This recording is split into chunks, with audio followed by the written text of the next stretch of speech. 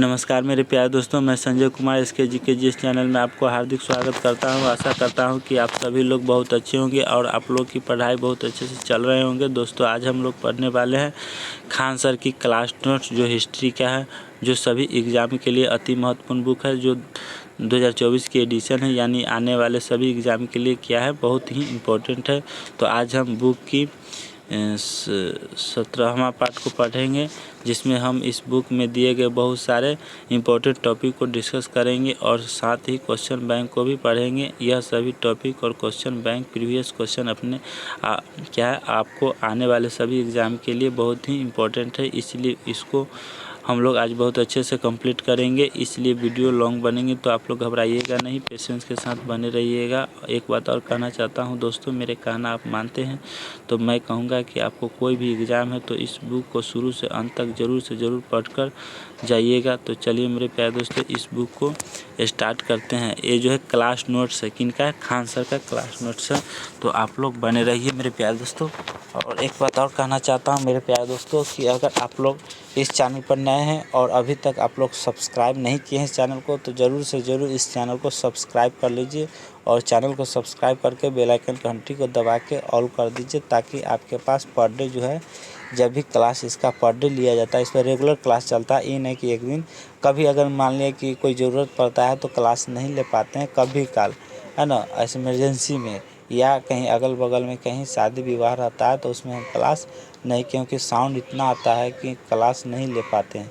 तो आप लोग इससे घबराइएगा नहीं, लेकिन आपको यही है कि आपको हम पर डे जो है, पर डे रेगुलर आपको क्लास देंगे और बुक को समाप्त करने का मेरा जिम्मेदारी है।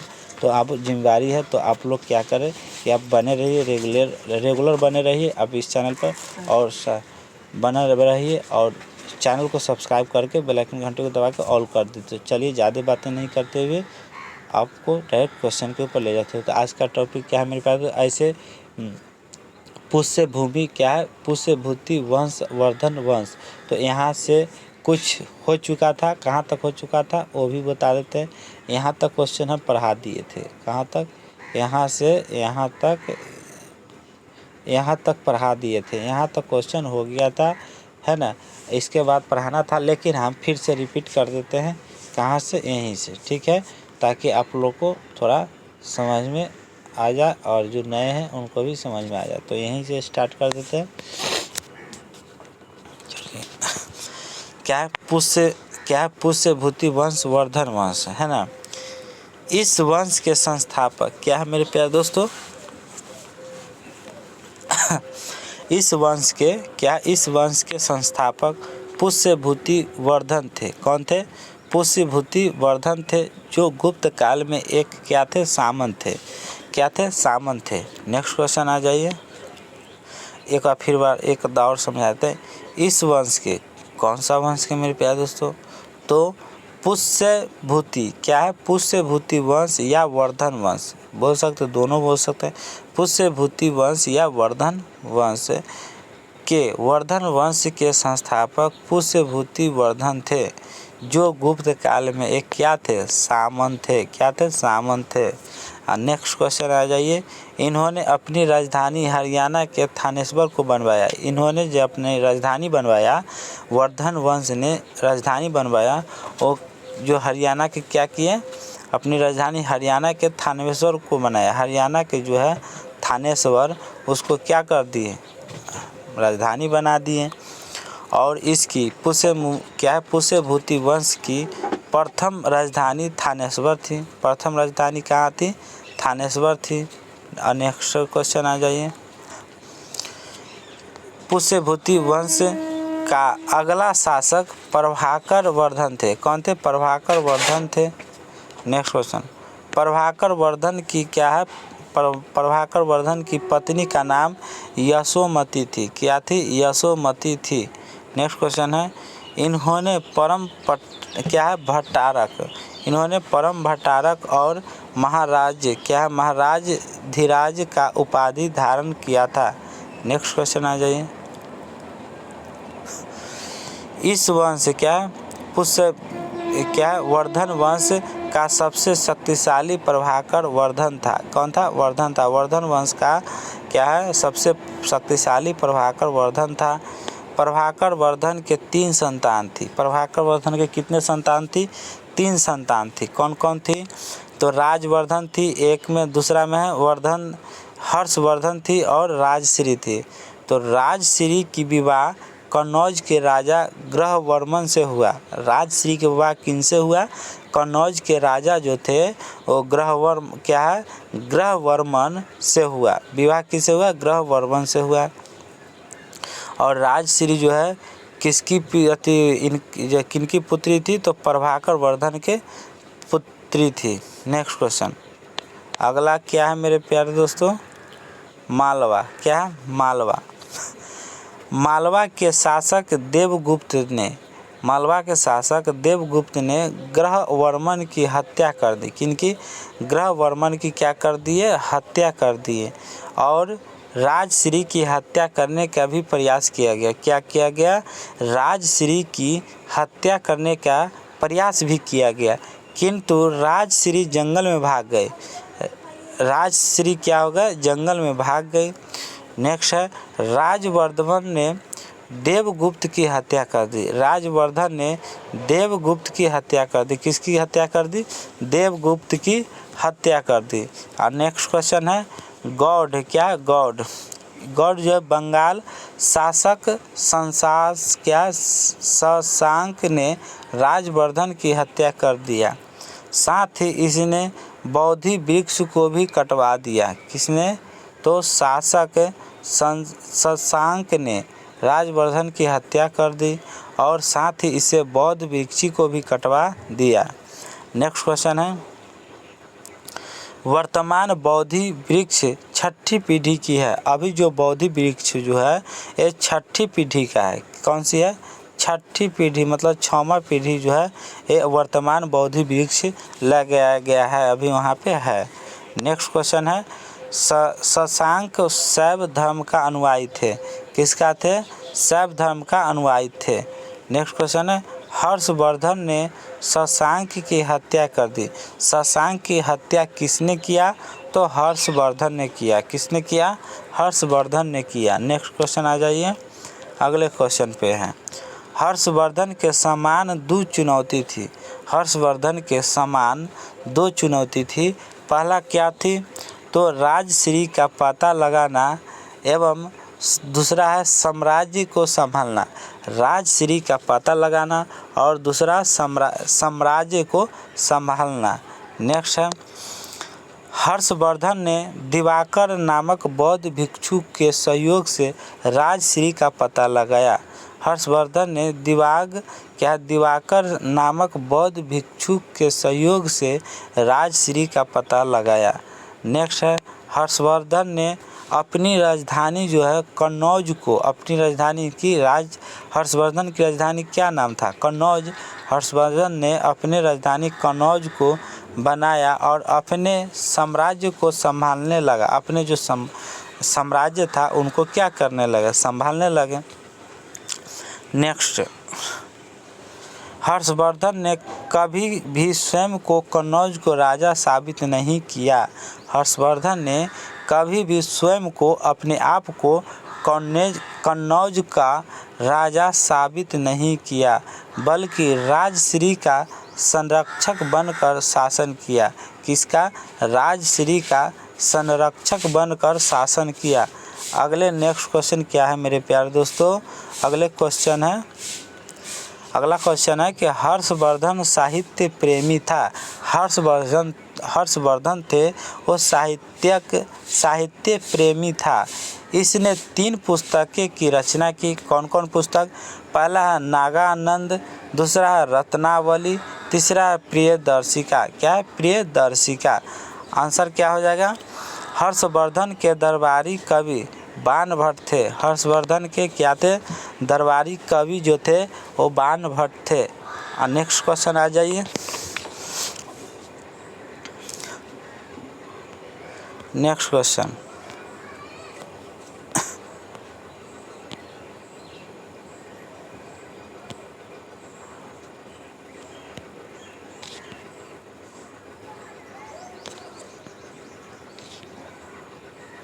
नेक्स्ट क्वेश्चन आ जाइए। इन्होंने 2 पुस्तकों की रचना की। कितने? 2 पुस्तक की। कौन कौन की? तो कादम्बरी एवं हर्षचरित। कादम्बरी एवं हर्षचरित पुस्तक की क्या की? रचना की। Next question. हर्षवर्धन को शिलादित्य कहा जाता है। हर्षवर्धन को क्या कहा जाता है? शिलादित्य कहा जाता है। Next question. हर्षवर्धन को भारत का अंतिम हिंदू सम्राट माना जाता है। हर्षवर्धन को भारत का अंतिम हिंदू सम्राट माना जाता है। नेक्स्ट क्वेश्चन है, चीन राजा अपने राजदूत को, चीन राजा थे चीन के, वो अपने राजदूत को हर्षवर्धन के दरबार में भेजा था। राजदूत को क्या भेजे? हर्षवर्धन के दरबार में भेजा था चीन के राजा। इसके काल में चोर तथा डाकुओं का बोलबाला था। इसके काल में चोर तथा डाकुओं का क्या था? बोलबाला था। इसके समय मथुरा सूती वस्त्र का केंद्र था। मथुरा जो है सूती वस्त्र का क्या? सूती वस्त्र का केंद्र था। Next question. इसके समय चीन का यात्री जो है, चीन का यात्री ह्वेनसांग भारत की यात्रा किया। ह्वेनसांग जो है भारत की यात्रा किया। नेक्स्ट क्वेश्चन है, 629 ईस्वी में जब ह्वेनसांग क्या? ह्वेनसांग आया था नालंदा विश्वविद्यालय के, क्या मेरे प्यारे दोस्तों? क्या 629 ईस्वी में जब ह्वेनसांग आया था नालंदा विश्वविद्यालय के कुलपति शिलभद्र थे। नालंदा विश्वविद्यालय के कुलपति कौन थे? तो शिलभद्र थे। कौन थे? शिलभद्र थे।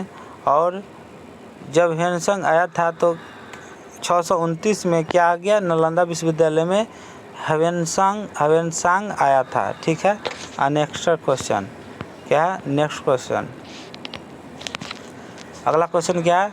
ह्वेनसांग को यात्रियों का राजकुमार, नीति का क्या? पंडित तथा शाक्य मुनि कहा जाता था। नेक्स्ट क्वेश्चन है, CU की रचना ह्वेनसांग द्वारा किया गया था। CU की रचना जो है ह्वेनसांग द्वारा किया गया था। नेक्स्ट क्वेश्चन है, इसके नालंदा विश्वविद्यालय में अध्ययन जो है स्टूडेंट तथा अध्ययन जो है क्या है? अध्ययन टीचर्स का कार्य किया है। क्या है? इसके नालंदा विश्वविद्यालय में अध्ययन जो है स्टूडेंट तथा अध्ययन क्या? अध्यापन टीचर्स का कार्य किया जाता है। नेक्स्ट क्वेश्चन है, अगला है, नालंदा विश्वविद्यालय के लिए 100 गांवों की आय हर्षवर्धन ने दान के रूप में दिया था। नालंदा विश्वविद्यालय के लिए 100 गांवों की, कितने? 100 गांवों की आय क्या है? 100 गांवों की आय हर्षवर्धन ने किसने? हर्षवर्धन ने दान के रूप में दिया था। किसके? दान के रूप में दिया था। नेक्स्ट क्वेश्चन है, ह्वेनसांग की विद्वता को देखकर हर्षवर्धन ने प्रत्येक 5 वर्ष पर प्रयाग में होने वाले महामोक्ष परिषद का अध्यक्ष ह्वेनसांग को बना दिया, जिस कारण ब्राह्मणों ने हर्षवर्धन का विरोध किया। ब्राह्मणों ने हर्षवर्धन का क्या किया? विरोध किया। नेक्स्ट क्वेश्चन आ जाइए। नेक्स्ट क्वेश्चन पे आ जाइए। नेक्स्ट क्वेश्चन, कुंभ मेला क्या है? कुंभ मेला का प्रारंभ हर्षवर्धन के द्वारा, कुंभ मेला का प्रयोग जो है हर्षवर्धन के द्वारा ही माना जाता है। नेक्स्ट क्वेश्चन, हर्षवर्धन हिंदू था। हर्षवर्धन जो था वो क्या था? हिंदू था। क्या था? हिंदू था। और किंतु महायान शाखा से प्रभावित था। महायान शाखा से क्या था? प्रभावित था। नेक्स्ट क्वेश्चन आ जाइए।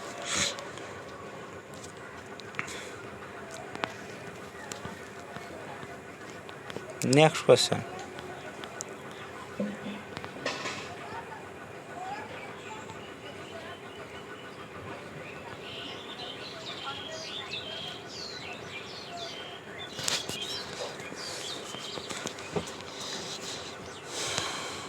नेक्स्ट क्वेश्चन है हर्षवर्धन के समय उत्तर भारत का सबसे महत्वपूर्ण शहर कन्नौज था। हर्षवर्धन के समय उत्तर भारत का सबसे महत्वपूर्ण शहर कन्नौज था। कौन था? कन्नौज था। नेक्स्ट क्वेश्चन, इसके समय हर्षवर्धन के समय कन्नौज में बहुत बड़े बौद्ध सम्मेलन का आयोजन किया गया।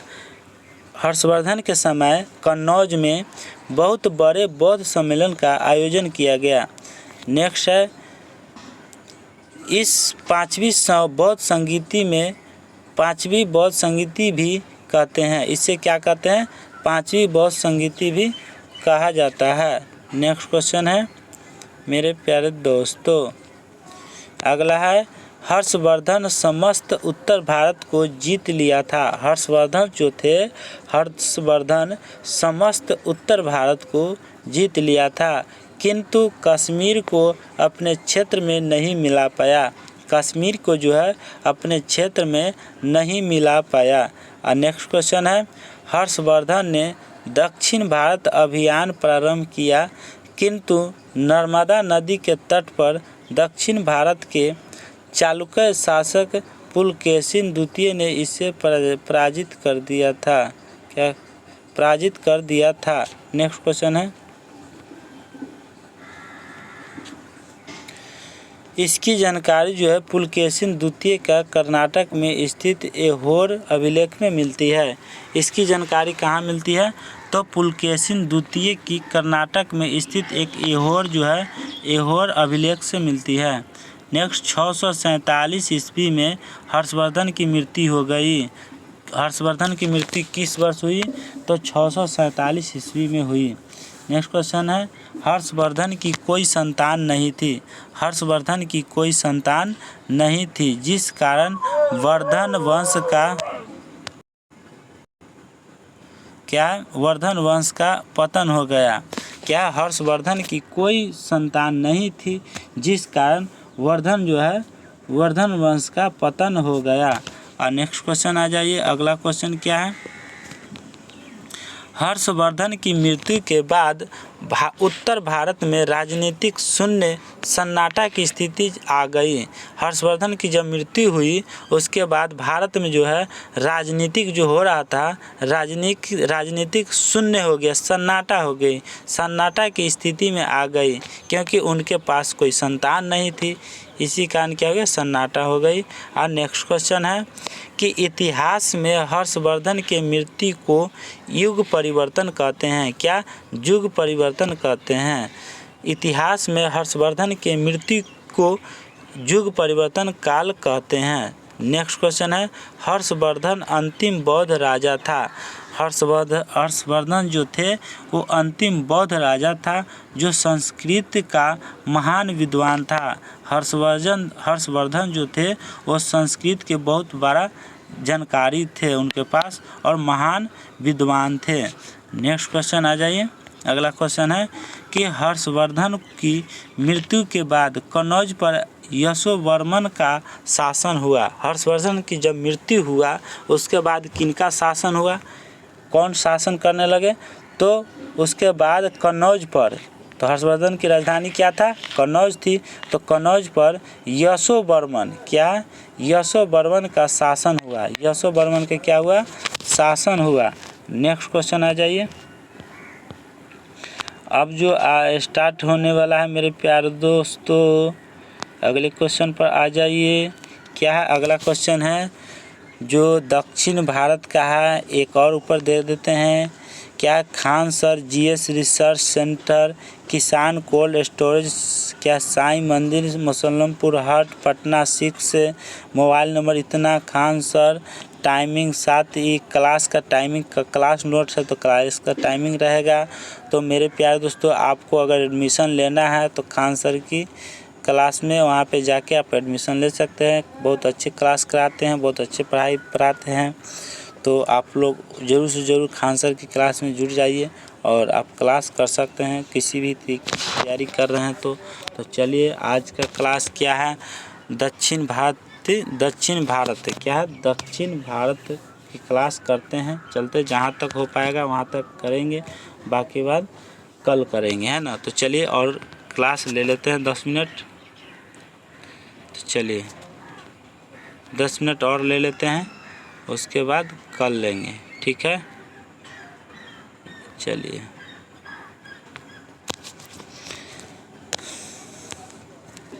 क्या संगम काल, यहाँ से स्टार्ट करते हैं। दक्षिण भारत में संगम काल से स्टार्ट होता है। चलिए फर्स्ट है 100 ईस्वी से 250 ईस्वी के मध्य दक्षिण भारत में पांड्य राजाओं के संरक्षण के कवियों के 3 विशाल सम्मेलन बुलाए गए। 100 ईस्वी से 250 ईस्वी के मध्य दोनों के बीच, है ना, मध्य दक्षिण भारत में पांड्य राजाओं के संरक्षण के व्यक्तियों के 3 विशाल सम्मेलन जो है बुलाए गए। इन सम्मेलन को ही तमिल भाषा में संगम क्या होता है, क्या संगम कहते हैं। नेक्स्ट क्वेश्चन है मेरे प्यारे दोस्तों, इन्हीं कवियों के द्वारा सभा में कई तमिल साहित्य की रचना की गई। इन्हीं तमिल साहित्य को संगम साहित्य भी कहा जाता है। क्या कहा जाता है, संगम साहित्य भी कहा जाता है। नेक्स्ट क्वेश्चन आ जाइए, इतिहास में 3 संगमों का वर्णन मिलता है। इतिहास में क्या 3 संगमों का वर्णन मिलता है। पहला है प्रथम संगम, क्या है प्रथम संगम। तो चलिए स्टार्ट करते हैं।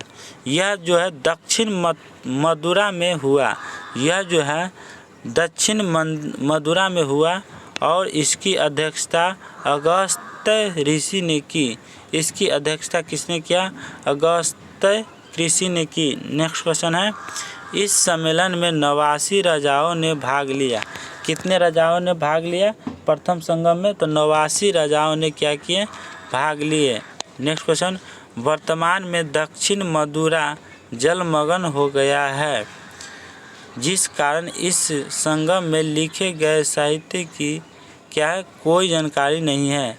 इसी क्या है, जिस कारण इस संगम में लिखे गए साहित्य की कोई जानकारी नहीं है। नेक्स्ट क्वेश्चन आ जाइए, सेकेंड द्वितीय संगम, यह कपाटपुरम, क्या है कपाटपुरम अलैब में हुआ। कहाँ, अलैब में। प्रारंभ में इसकी अध्यक्षता जो है अगस्त्य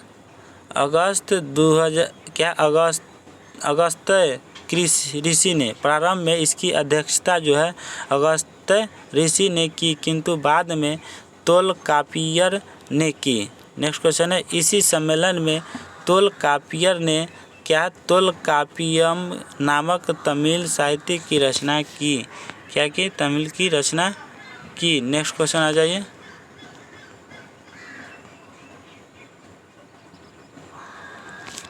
नेक्स्ट क्वेश्चन, इस संगम में 59 राजाओं ने हिस्सा लिया। इस संगम में कितने राजाओं ने संगम लिया, तो 59 राजाओं ने हिस्सा लिया। तृतीय, इसकी अध्यक्षता जो है नक्कियर ने किया था। किसने, नक्कियर ने। तृतीय संगम की अध्यक्षता किसने किया, तो नक्कियर ने किया। तृतीय संगम में 49 राजाओं ने हिस्सा लिया। कितने राजाओं ने, 49 राजाओं ने। नेक्स्ट क्वेश्चन है, इस संगम में लिखे गए साहित्य का भी कोई स्पष्ट साक्ष्य नहीं मिला है। इस संगम में लिखे गए साहित्य का कोई भी जो है स्पष्ट साक्ष्य नहीं मिला है। नेक्स्ट क्वेश्चन आ जाइए मेरे प्यारे दोस्तों, तो नोट में क्या है, तीनों ही सम्मेलन तमिलनाडु में किए गए हैं।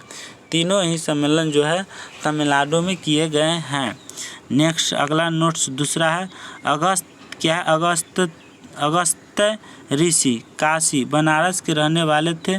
कहाँ के अगस्त्य ऋषि जो है कहाँ के रहने वाले थे, बनारस के रहने वाले थे, जो तमिलनाडु में बस गए। तो अगला क्वेश्चन क्या है मेरे प्यारे दोस्तों, अगस्त्य ऋषि को तमिल साहित्य का जनक माना जाता है। क्या माना जाता है, तमिल साहित्य का जनक माना जाता है। नेक्स्ट क्वेश्चन है, पांड्य राजाओं के द्वारा इन संगमों को शाही संरक्षण प्रदान किया गया। क्या है, शाही संरक्षण प्रदान किया गया। तो मेरे प्यारे दोस्तों आज का क्लास और करा दें इसका, एक सेकेंड देख लेते हैं संगम काल। चलिए थोड़ा और करा ही देते हैं, संगम काल को ख़त्म कर देते हैं, उसके बाद देखा जाएगा। तो संगम काल को स्टार्ट करते हैं। तो संगम काल के राजाओं, क्या है, संगम काल के राजा कृष्णा नदी के दक्षिण में अर्थात भारत के सुदूर दक्षिण में 3 राज्यों का उदय हुआ। कृष्णा नदी के दक्षिण में अर्थात भारत के सुदूर दक्षिण में 3 राजाओं का क्या हुआ, उदय हुआ। कौन कौन है? पहला है चेर, दूसरा है पांड्य एवं तीसरा है चोल। चेर, पांडव, चोल, 3 राजाओं का क्या हुआ, संगम काल में क्या हुआ, उदय हुआ। क्या हुआ, उदय हुआ। नेक्स्ट क्वेश्चन आ जाइए।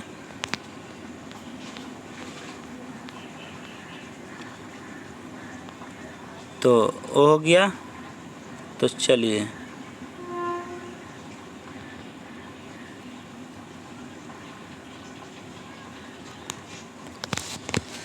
अगला क्वेश्चन क्या है मेरे प्यारे दोस्तों, चेर वंश। क्या? चेर वंश संगम काल के वंशों में सबसे प्राचीन चेर है। चेर था, कौन थे? चेर था। जबकि चेर का अर्थ होता है पर्वतीय देश। क्या? पर्वतीय देश का होगा। चेर का अर्थ क्या होता है? पर्वतीय देश। नेक्स्ट क्वेश्चन है ऐत्रेय ब्राह्मण ग्रंथ में इसे चेरा पद कहा गया है। क्या कहा गया है? चेरा पद भी कहा गया है। नेक्स्ट क्वेश्चन है अशोक के द्वितीय शिलालेख। अशोक के द्वितीय शिलालेख में क्या इसे केरल पुत्र कहा गया है। क्या कहा गया? केरल पुत्र कहा गया है। नेक्स्ट क्वेश्चन है इनका क्षेत्र केरल क्या है, मलाबार में था। क्या था? मलाबार में था। नेक्स्ट क्वेश्चन है यह केरल का प्राचीन नाम है। क्या है? यह केरल का जो है प्राचीन नाम है। नेक्स्ट क्वेश्चन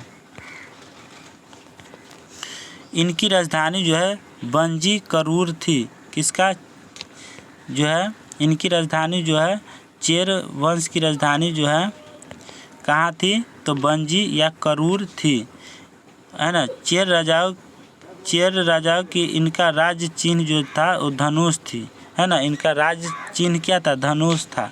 नेक्स्ट क्वेश्चन आ जाइए। इस वंश का प्रमुख बंदरगाह मुजिरिस था जो रोमन व्यापार केंद्र था। चेर वंश का प्रथम शासक उदयन था। चेर वंश का प्रथम शासक कौन था? उदयन था। उदयन जनरल ने महाभारत युद्ध के सैनिक को भोज करवाया था। उदयन जनरल ने महाभारत युद्ध के सैनिक को भोज करवाया था। नेक्स्ट है अगला शासक सेनगुट्टक। क्या है? सेनगुट्टवन था। इसे लाल चेर भी कहते हैं। नेक्स्ट क्वेश्चन है इस वंश का सबसे प्रतापी शासक क्या है? इस वंश का सबसे प्रतापी शासक सेनगुट्टवन था। नेक्स्ट क्वेश्चन है सेनगुट्टवन ने पत्नी पूजा, क्या है मेरे प्यारे दोस्तों? पत्नी पूजा, कन्नगी पूजा प्रारंभ किया। इस पूजा में उसने क्या किया? श्रीलंका तथा पड़ोसी के राजाओं को भी आमंत्रित किया। क्या किया? श्रीलंका तथा पड़ोस के राजाओं को भी क्या किया? आमंत्रित किया। नेक्स्ट क्वेश्चन इस वंश का अगला शासक आदिगमान था जिसने गन्ने की खेती प्रदान की। नेक्स्ट चेर वंश का अंतिम शासक कुडक्कयिल जनरल था जिसे हाथी की आंख वाला कहा जाता था।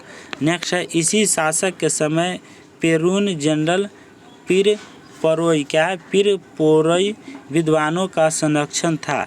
नेक्स्ट क्वेश्चन है दूसरी सदी के अंत में 190 ईस्वी चेर वंश समाप्त हो गया। कब हो गया मेरे प्यारे दोस्तों? दूसरी सदी के अंत में 190 ईस्वी चेर वंश समाप्त हो गया। क्या हो गया?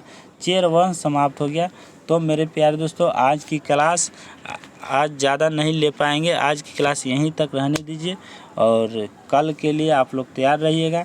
कल कौन सा टॉपिक पढ़ाएंगे आप लोग को? कल का टॉपिक रहेगा पांड्य वंश। क्या था? पांड्य वंश। आप लोग याद कराइएगा और जब मैं आएंगे तो आप लोग कमेंट बॉक्स में ज़रूर बताइएगा कि कौन सा टॉपिक स्टार्ट करें। तो पांड्य वंश का जो टॉपिक है इसी को कल क्या करेंगे, स्टार्ट करेंगे।